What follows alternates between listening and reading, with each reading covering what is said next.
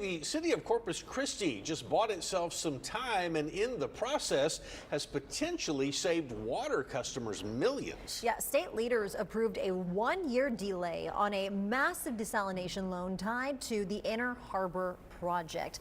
Our Michael Gibson joins us now live in the studio to break down what the state approved here, why city leaders asked for it, and what it means for your water bill. Michael?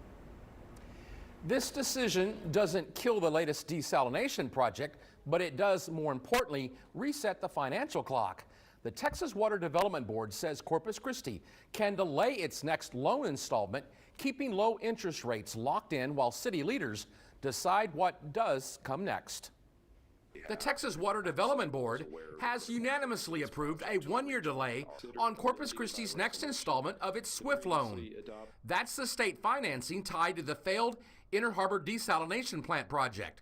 The city originally planned to take out the next $210 million this fall.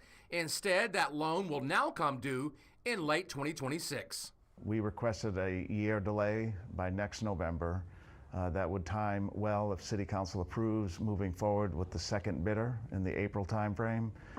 City leaders say the delay lines up with a critical decision point: whether to move forward with a second version of the desal project after the city terminated its original contractor, Kiewit. Zanoni says the extension keeps some of the lowest interest rates available in the state, saving ratepayers big money.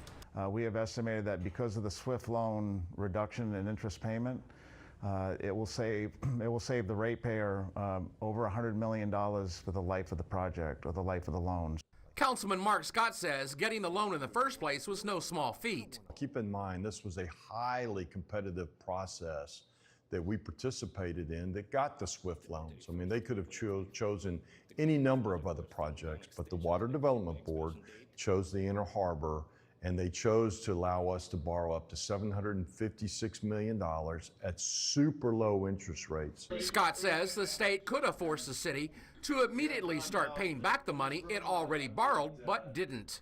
They could have made us begin to pay back what we call defeasance, that original $210 million, and they didn't. They gave us some time. That time is now being used to evaluate a new potential contractor, Spain-based Acciona, which is expected to return early next year with a revised cost estimate. Scott says the stakes are obviously high.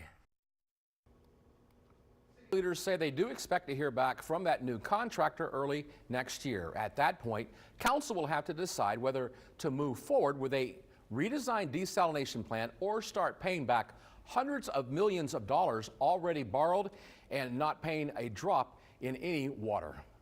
Mike, Leslie?